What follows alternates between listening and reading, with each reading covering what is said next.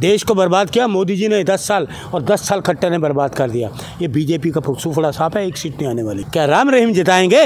कत्ल करने वाले गांव के लोग, किसान लठ लेके खड़े हैं। कह रही 78 साल से इस देश में कांग्रेस बीजेपी से इस देश की जनता तंग आ गई है, क्योंकि ये लोग धर्म की बात करते हैं, रोटी कपड़ा मकान स्वच्छ शिक्षा रोजगार पर बात ही नहीं करते हैं। सुनिए, मोदी के राज में कोई इंस्टीट्यूट बना? अरे जम्मू कश्मीर में 4000 स्कूल बंद हैं, जो मंत्री वित्त मंत्री घोटाले में फंसी हुई हैं। जाति गणना तो होगी, किसी का बाप नहीं रो सकता।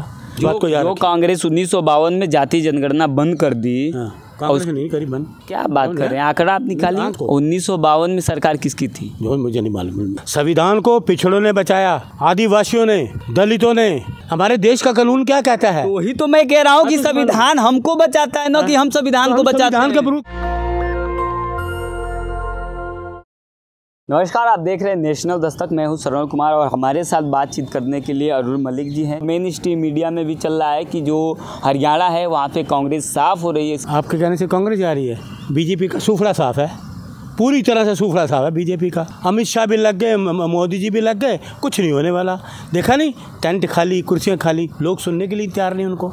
आप बातें कर रहे हैं, मन गलत बातें करते जा रहे हैं आप। मोदी जी वहाँ से मंच से खड़ा होकर कह रहे हैं कि अगर गलती से भी हरियाणा में कांग्रेस सरकार आ जाती है तो बेड़ा गर्क हो जाएगा। 10 साल खट्टर ने बर्बाद कर दिया हरियाणा को, और 10 साल देश की राजधानी, देश को बर्बाद किया मोदी ने।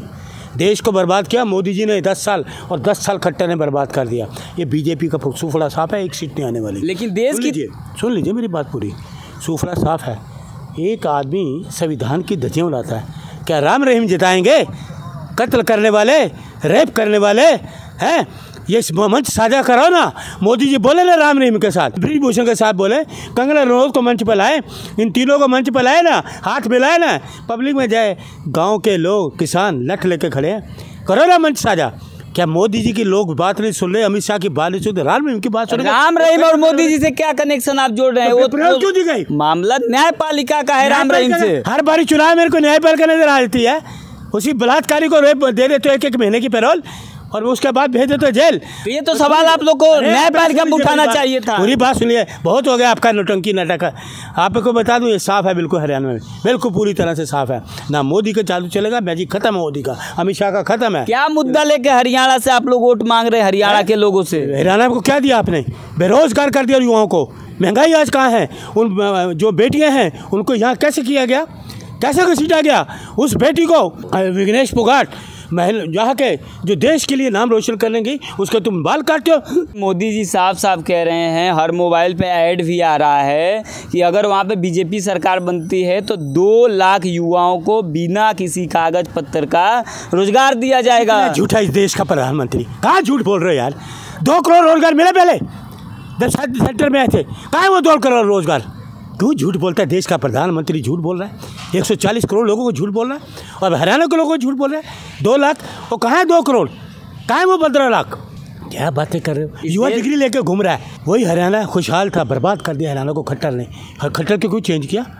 और एक चीज़ मैं आपको बता रहा हूँ, 8 तारीख को काउंटिंग है, आप भी यहीं रहना, मैं भी रहूँगा।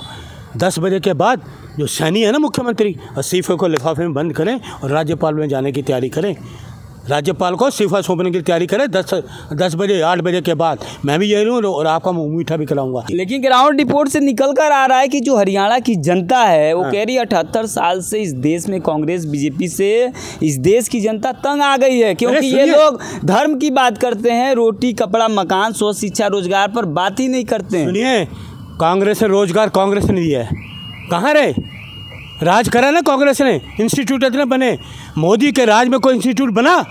अरे जम्मू कश्मीर में 4000 स्कूल बंद हैं, आपको मालूम है?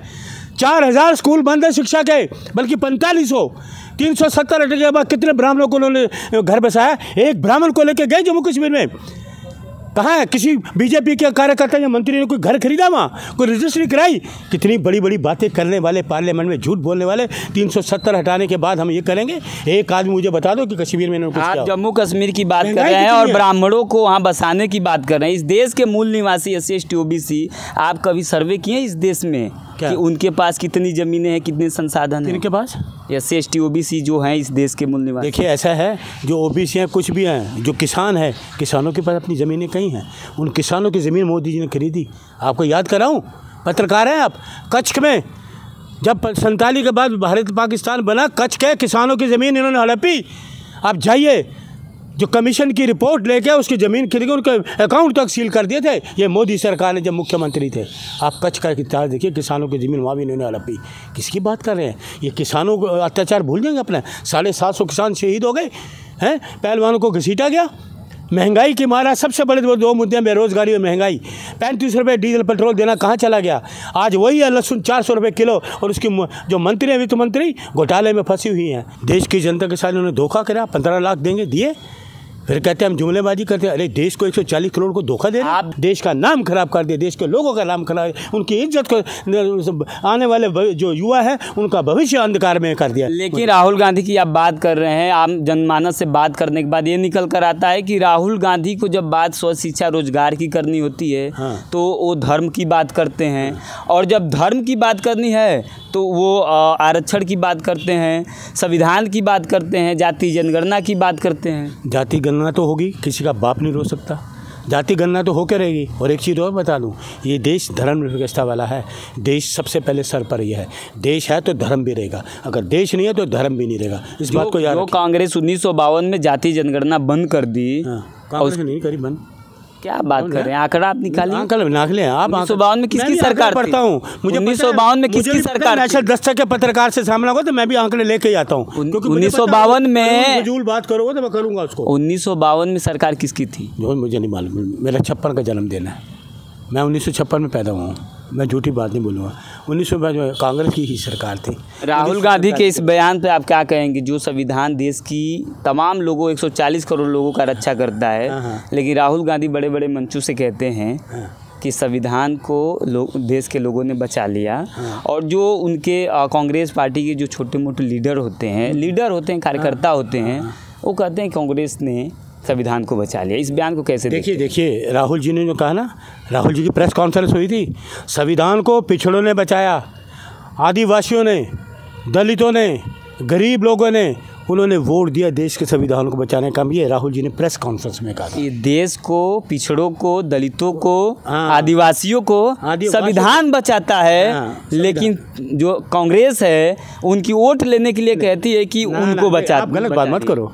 राहुल जी ने प्रेस कॉन्फ्रेंस करके कहा था इस देश के संविधान को बचाया दलितों ने, पिछड़ों ने, अल्पसंख्यकों ने, गरीबों ने, सब ने। ये राहुल जी की प्रेस कॉन्फ्रेंस है। मैं आपसे बात कर रहा हूँ, ये आर्टिकल 19 जो है संविधान में वर्णित है। बोलने, लिखने, पढ़ने, घूमने की सारी आज़ादी हमें संविधान देता है।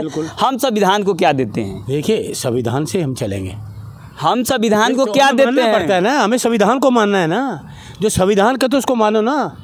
हमारे देश का कानून क्या कहता है? वही तो मैं कह रहा हूँ कि संविधान हमको बचाता है ना, कि हम संविधान को बचाते हैं। संविधान के अनुरूप काम करें ना, हम भी तो संविधान के दायरे में रह के काम करें। मोदी की तरह तानाशाही तो नहीं करें। सीतारमण अब भ्रष्टाचार में लिप्त है। एक खुलासा मैं करने वाला हूँ नेशनल दस्तक पे।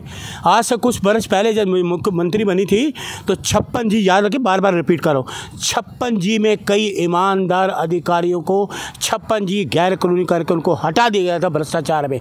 आज यही वित्त मंत्री क्यों नहीं इस्तीफा देती, जबकि अदालत ने कहा है कि इसको मुकदमा दर्ज किया जाए। तो आज वित्त मंत्री की इस्तीफा क्यों नहीं दी? मोदी जी खामोश क्यों है, और पूरा कैबिनेट का खामोश क्यों है, सरकार खामोश क्यों है?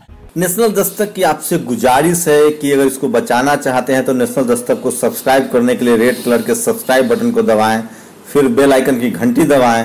नेशनल दस्तक को बचाने के लिए बहुत जरूरी है कि हर खबर को शेयर करें, लाइक करें, कमेंट जरूर करें।